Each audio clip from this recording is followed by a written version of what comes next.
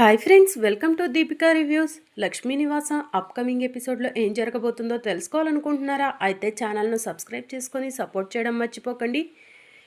ఇక జానుకి ఏవో సౌండ్స్ వస్తూ ఉంటే జాను రూమ్లో నుంచి బయటకు వచ్చి ఏంటా సౌండ్స్ అని చెప్పి అడుగుతూ ఉంటుంది. సారు నా లెక్కలు తేలుస్తున్నారు మేడం అని చెప్పి వైకుంఠం జానుకి చెప్తూ ఉంటాడు. లెక్కలు తేలుస్తున్నారా? జై సార్ కూడా అక్కడే ఉన్నారా? నేను వస్తున్నాను ఉండండి అని చెప్పి జాను వెళ్ళబోతూ ఉండగా, మేడం మీరు రావద్దు మేడం, ప్లీజ్ మేడం అని చెప్పి వైకుంఠం అంటూ ఉంటాడు.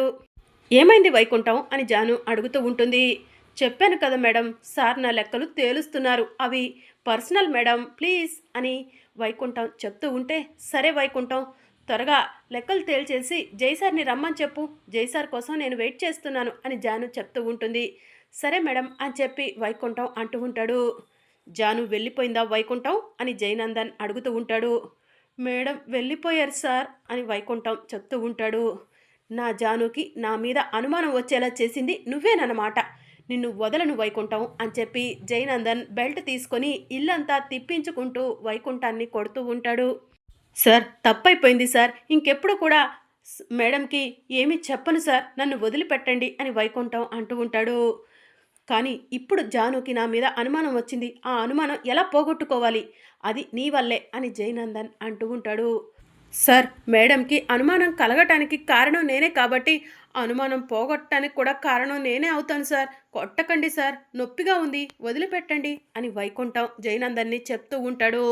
సరే వైకుంఠం, నీకు 2 రోజులే సమయం ఇస్తున్నాను, జాను నన్ను అర్థం చేసుకోవాలి, జాను నన్ను అనుమానించిన విషయాలన్నీ కూడా తప్పని, నేను మంచివాడినని, జానుని ప్రేమగా చూసుకుంటానని, విశ్వ అన్న కూడా నాకు ఎలాంటి స్వార్థం లేదని జానుకి నువ్వే తెలియజేయాలి అని చెప్పి జయనందన్ అంటూ ఉంటాడు. సార్ కానీ ఎలా అని వైకుంఠం అడుగుతూ ఉంటాడు.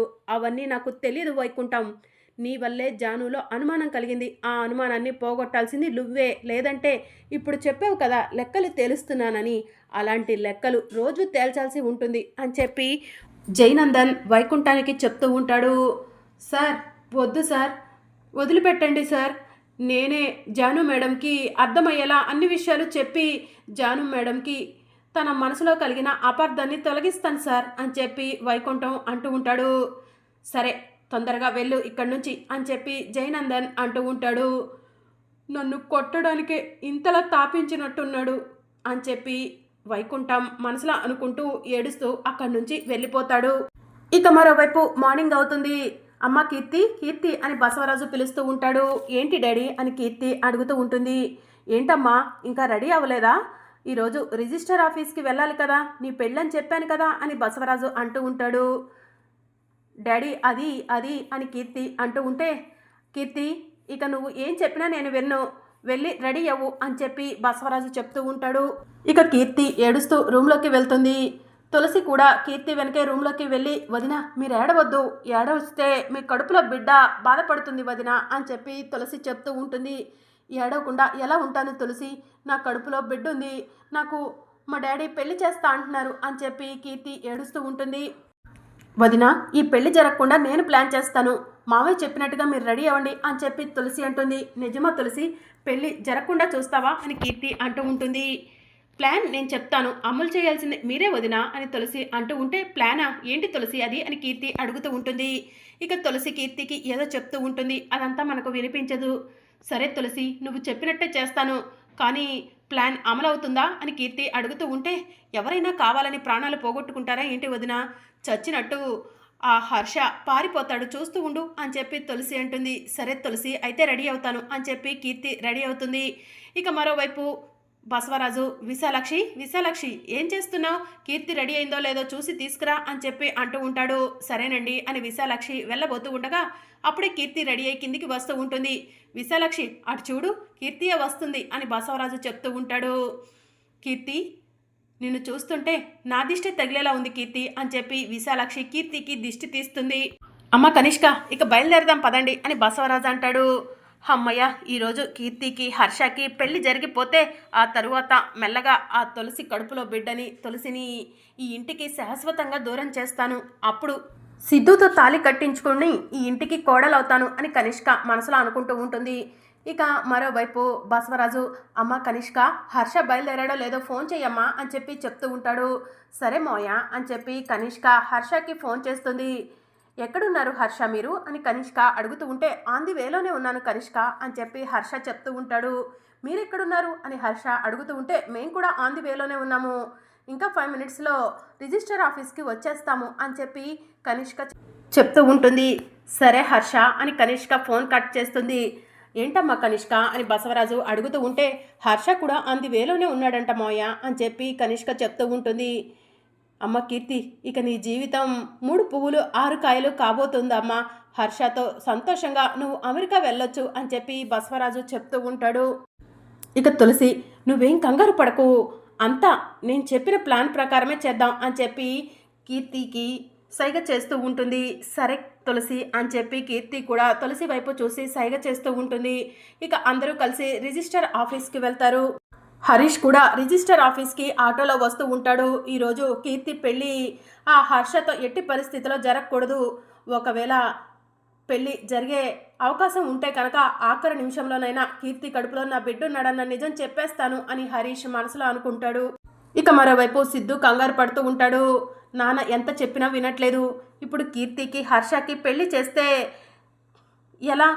తులసి ఇంత కష్టపడి వృధానే అవుతుంది కదా అని సిద్ధు ఆలోచిస్తూ ఉంటాడు. కానీ తులసి ఎందుకు ఇంత ప్రశాంతంగా ఉంది? కీర్తి కూడా అలానే కనిపిస్తుంది అని చెప్పి సిద్ధు ఆలోచిస్తూ ఉంటాడు. ఇక అందరూ కలిసి రిజిస్టర్ ఆఫీస్ దగ్గరకు వెళ్తారు. మొదట మీ పేరే ఉంది బసవరాజు గారు, అమ్మాయి అబ్బాయి రెడీగా ఉన్నారా అని చెప్పి రిజిస్టర్ ఆఫీస్లో పనిచేసే అతను వచ్చి బసవరాజుని అడుగుతూ ఉంటారు. అమ్మాయి వచ్చేసింది, అబ్బాయి కూడా 2 మినిట్స్లో ఇక్కడే ఉంటాడు అని బసవరాజు పనిచేసే అతనికి చెప్తూ ఉంటాడు. ఇక అప్పుడే హర్ష వస్తూ ఉంటాడు. అదిగో పెళ్లి కొడుకు కూడా వచ్చేసాడు అని చెప్పి బసవరాజు చెప్తూ ఉంటే, సరే సంతకాలు పెట్టడానికి సిద్ధంగా ఉండండి బసవరాజు గారు అని చెప్పి పనిచేసే అతను రిజిస్టర్ దగ్గరకు వెళ్ళి, అమ్మాయి అబ్బాయి రెడీగా ఉన్నారు, సంతకాలు పెట్టించడమే ఆలస్యం అని చెప్పి చెప్తూ ఉంటాడు. ఇక బసవరాజు హర్షకి ఎదురు వెళ్ళి, రండి అల్లుడు గారు, మీకోసమే ఎదురు చూస్తున్నాం అని చెప్పి చెప్తూ ఉంటాడు. సారీ మామయ్య గారు, లేట్ అయింది అని హర్ష చెప్తూ ఉంటాడు. రెండల్లుడు గారు సంతకాలు పెట్టేద్దరు, సంతకాలు పెడితే మీ ఇద్దరి పెళ్లి పూర్తయిపోయినట్టే అని బసవరాజు చెప్తూ ఉంటాడు. ఇక కీర్తిని హర్షాని తీసుకొని రిజిస్టర్ దగ్గరకు వెళ్ళి, అమ్మాయి అబ్బాయి వీళ్ళే రిజిస్టర్ గారు, వీళ్ళిద్దరితో సంతకాలు పెట్టించుకోండి అని బసవరాజు చెప్తూ ఉంటాడు. సరేనండి 2 మినిట్స్ అని చెప్పి రిజిస్టర్ చెప్తూ ఉంటాడు. ఇక దాంతో కీర్తి, ఇప్పుడే వస్తాను హర్ష అని చెప్పి పక్కకు వెళ్తుంది. ఇంకా కీర్తి పక్కకు వెళ్ళగానే తులసి కూడా కీర్తి వెనకే వెళ్తుంది. వదినా, ఆర్ యూ ఓకే? నీకు ఈ పెళ్ళి ఇష్టమేనా అని తులసి కీర్తిని అడుగుతూ ఉంటుంది. అదే సమయానికి రిజిస్టరు, అమ్మాయి ఎక్కడికి వెళ్ళింది, అమ్మాయి ఇంకా రాలేదా అని చెప్పి అడుగుతూ ఉంటారు. నేను వెళ్ళి తీసుకొస్తాను అని చెప్పి హర్ష కీర్తిని వెతుక్కుంటూ బయటికి వస్తాడు. అప్పుడు తులసి కీర్తి చాటుగా మాట్లాడుకోవడం హర్ష వింటూ ఉంటాడు. ఏముంది వదినా, ఎప్పుడు జరిగేదే కదా, పెళ్లి చేసుకుంటాను, ఆ తరువాత ఎలాగూ నాకు ఈ పెళ్ళి ఇష్టం లేదు కాబట్టి అతన్ని ముక్కలు ముక్కలుగా కట్ చేసి డ్రమ్ములో పెట్టి ఇసుకతో కప్పెట్టేస్తాను అని చెప్పి కీర్తి చెప్తూ ఉంటుంది. కీర్తి, అలా చేస్తే దొరికిపోతావు అని చెప్పి తులసి చెప్తూ ఉంటుంది. అయితే హనీమూన్ పేరుతో గోవాకో వెళ్తాం కదా, ఆ బీచ్లోకి నెట్టేస్తాను, దరిద్రం వదిలిపోతుంది, ఎంచక్క నా లైఫ్ని ఎంజాయ్ చేస్తాను అని చెప్పి కీర్తి తులసితో చెప్తూ ఉంటుంది. ఈ మాటలను హర్ష దూరం నుంచి వింటూ ఉంటాడు. వదిన, హర్ష వింటున్నాడా అని తులసి కీర్తిని అడుగుతూ ఉంటే, వింటున్నాడు, టెన్షన్ కూడా పడుతున్నాడు అని కీర్తి తులసికి సైగ చేస్తూ ఉంటాడు. సరే తులసి, సంతకం పెడితే పెళ్ళైపోతుంది, నేను వెళ్తున్నాను అని కీర్తి రిజిస్టర్ దగ్గరకు వెళ్తూ ఉంటే హర్ష కూడా ఏమీ తెలియనట్టు, అక్కడ ఏమీ చూడనట్టు మెల్లగా రిజిస్టర్ దగ్గరకు వెళ్ళి నుంచుంటాడు.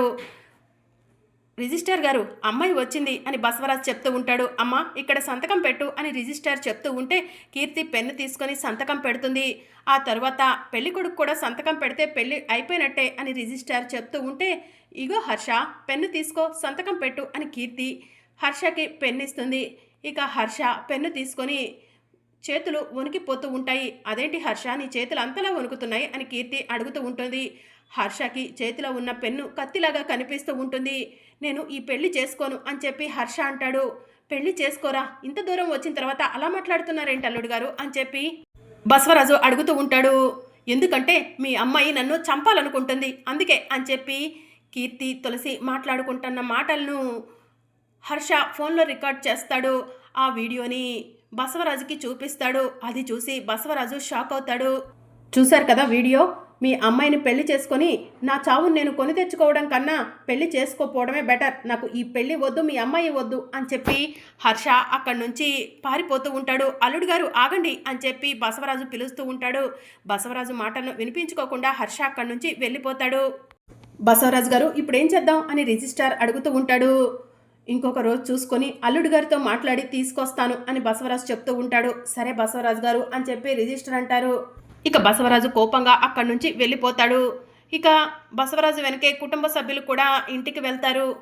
కీర్తి ఏంటి ఇదంతా అని బసవరాజు కోపంగా అడుగుతూ ఉంటాడు. డాడీ అది అది అని చెప్పి కీర్తి అంటూ ఉంటే, అల్లుడు గారిని చంపాలనుకుంటున్నానని ఎందుకు అలా మాట్లాడావు, ఎందుకు అల్లుడు గారు పెళ్లి వద్దని పారిపోయేలా చేశావు అని బసవరాజు కీర్తి చంపపై లాగిపెట్టి ఒక్కటిస్తాడు. దాంతో కీర్తి వెళ్ళి కింద పడుతుంది. కీర్తి కడుపుకి దెబ్బ తగులుతుంది. ఇంకా కీర్తి ఏడుస్తూ ఉంటే బసవరాజు మళ్ళీ కీర్తిని కొట్టబోతూ ఉంటాడు. మావయ్య ఒక్క నిమిషం ఆగండి, వదిన అలా మాట్లాడటానికి నేను కారణం అని చెప్పి తులసి అంటుంది. నాకు తెలుసు తులసి, కీర్తి అలా మాట్లాడటానికి నువ్వే కారణం అని, నువ్వు నీ అన్నను కీర్తిని కలపడం కోసమే ఇదంతా చేస్తున్నావు కదా అని చెప్పి బసవరాజు అంటూ ఉంటాడు. అవును మావయ్య, మా అన్నయ్యను కీర్తి వదినను కలపడం కోసమే ఇదంతా చేస్తున్నాను. ఇంకా ఎన్ని రోజులు కీర్తి వదిన మీకు దడుస్తూ బ్రతుకుతుంది మావయ్య, కన్న తండ్రి కదా అని చెప్పి ఒకసారి ఎదిరించి పెళ్లి చేసుకొని నాన్న పరువు తీశాను, ఇప్పుడు మళ్ళీ నాన్న పరువు తీయకూడదని ఒకే ఒక్క ఆలోచనతో కీర్తి వదిన మీ గురించి గొప్పగా ఆలోచించి మా అన్నయ్యపై ఉన్న ప్రేమను చంపుకొని మీరు చెప్పినట్టు వింటుంది అని చెప్పి తులసి అంటూ ఉంటుంది. తులసి ఇక చాలు ఆపుతావా అని బసవరాజు అంటూ ఉంటాడు. మాట్లాడనివ్వండి మావయ్య, నిజం మాట్లాడనివ్వండి అని చెప్పి తులసి అంటుంది. నా కూతురు కీర్తి నేను ఎవరిని చూపిస్తే వాళ్ళతో తాళి కట్టించుకుంటుంది అని బసవరాజు అంటాడు. లేదు మావయ్య, కీర్తి వదిన మీరు ఎవరు చూస్తే వాళ్ళని పెళ్లి చేసుకోవడానికి సిద్ధంగా లేదు, కానీ మీరు కన్న తండ్రిని మీ గురించి ఆలోచిస్తుంది, మరి మీరు మీ కూతురు గురించి ఎందుకు ఆలోచించలేకపోతున్నారు మావయ్య అని తులసి అంటూ ఉంటుంది. తులసి చాలా ఎక్కువ మాట్లాడుతున్నావు అని బసవరాజు అంటూ ఉంటాడు. తులసి కరెక్ట్గానే మాట్లాడుతుంది డాడీ అని చెప్పి కీర్తి అంటుంది. ఇక దాంతో బసవరాజు షాకింగ్గా కీర్తి వైపు చూస్తూ ఉంటాడు. కీర్తి ఏం మాట్లాడుతున్నావు అని బసవరాజు అంటూ ఉంటాడు. అవును డాడీ, నాకు ఇంకా హరీష్ అంటే ప్రేమ ఉంది, హరీష్నే ప్రేమిస్తున్నాను, హరీష్తో కలిసి జీవించాలనుకుంటున్నాను, మీ పరువు పోకూడదని మీ మాట కాదనలేక మీరు చెప్పిన అతనితో తాళి కట్టించుకోవాలనుకుంటున్నాను, కానీ మీరు ఈ కూతురు గురించి ఎందుకు ఆలోచించట్లేదు డాడీ అని చెప్పి కీర్తి అంటూ ఉంటుంది. డాడీ ఇష్టం లేని వాడితో నా మెడలో తాళి కట్టిస్తారు, అప్పుడు నేను సంతోషంగా ఉంటానా డాడీ, నేను అతనితో సంతోషంగా ఉండలేక అతన్ని బాధ పెడుతూ ఉంటే అతను నన్ను బ్రతకనిస్తాడా డాడీ, టీవీలో చూస్తూనే ఉన్నారు కదా డాడీ, ఎంతమంది అమ్మాయిలను పెళ్లి పేరుతో చంపుతున్నారో చూస్తున్నారు కదా డాడీ అని చెప్పి కీర్తి అంటూ ఉంటుంది. కీర్తి చెప్పింది కూడా నిజమేనండి, వాళ్ళిద్దరూ ఒకరినొకరు ప్రేమించి పెళ్లి చేసుకున్నారు, ఏదో కారణాల వల్ల వాళ్ళిద్దరూ విడిపోయారు, ఇప్పుడు మళ్ళీ వాళ్ళిద్దరూ ఒకరినొకరు కావాలనుకుంటున్నారు, వాళ్ళిద్దరిని ఒకటి చేయండి అని చెప్పి విశాలాక్షి అంటూ ఉంటుంది. అవునరా బసవ, మనం ఎంత కష్టపడ్డా కూడా పిల్లల కోసమే కదరా, వాళ్ళు సంతోషంగా ఉండనప్పుడు మనం ఎంత చేసి ఏం ఉపయోగం రా, విశాలాక్షి చెప్పినట్టు వాళ్ళిద్దరిని ఒకటి చేయరా, మన అమ్మాయి సంతోషం కన్నా మనకి ఇంకేం ముఖ్యం రా అని బామ్మ చెప్తూ ఉంటుంది. ఇప్పటికైనా మారండి నాన్న అని సిద్ధు అంటూ ఉంటాడు. సరేరా సిద్ధు, వెంటనే హర్షాన్ని పిలిపించు అని బసవరాజు అంటాడు. తులసి ఇంకెందుకు ఆలస్యం, వెళ్ళి మీ అన్నయ్యకి ఫోన్ చేయి అని చెప్పి సిద్ధు అంటాడు. ఇక దాంతో తులసి పరిగెత్తుకుంటూ వెళ్ళి హరీష్కి ఫోన్ చేసి తొందరగా ఇంటికి రా అన్నయ్య, నీకు ఒక గుడ్ న్యూస్ అని చెప్పి చెప్తూ ఉంటుంది. ఇక హరీష్ చాలా సంతోషంగా ఇంటికి వస్తాడు. హరీష్ సంతోషంగా ఇంటికి రాగానే బసవరాజు ఎదురుగా ఉండి రెండల్లుడు గారు అని చెప్పి అంటూ ఉంటాడు. ఇక హరీష్ షాకింగ్గా చూస్తూ ఉంటాడు. రెండల్లుడు గారు, నేను చేసిన తప్పేంటో నాకు తెలిసింది, ప్రేమించి పెళ్లి చేసుకున్న మీ ఇద్దరిని వేరు చేయాలనుకున్నాను, నేను చేసిన తప్పేంటో నాకు తులసి తెలిసేలా చేసింది, నా కూతురు కీర్తి ఇంకా మిమ్మల్నే ప్రేమిస్తుంది, మీతో ఉంటేనే సంతోషంగా ఉంటా అంటుంది, నా కూతురు కీర్తి సంతోషంగా ఉండటమే నాకు కావాలి, అందుకే మీ ఇద్దరిని ఒకటి చేయాలనుకుంటున్నాను అల్లుడు గారు అని చెప్పి బసవరాజు అంటూ ఉంటాడు. ఇక హరీష్ షాకింగ్గా బసవరాజు వైపు చూస్తూ ఉంటే బసవరాజు హరీష్ మీద చెయ్యి వేసి కీర్తి దగ్గరకు వెళ్ళి కీర్తి చేతిని హరీష్ చేతిని ఒకరి చేతిలో ఒకరిని పెట్టి మీరిద్దరూ సంతోషంగా ఉండాలి అని చెప్పి చెప్తూ ఉంటాడు. అది చూసి కుటుంబ సభ్యులంతా కూడా సంతోషపడుతూ ఉంటారు. తులసి చేసిన కష్టానికి ఫలితం దక్కింది అని చెప్పి సిద్ధు మనసులో అనుకుంటూ ఉంటాడు. డాడీ మీకు ఇంకొక విషయం చెప్పాలి అని చెప్పి కీర్తి అంటుంది.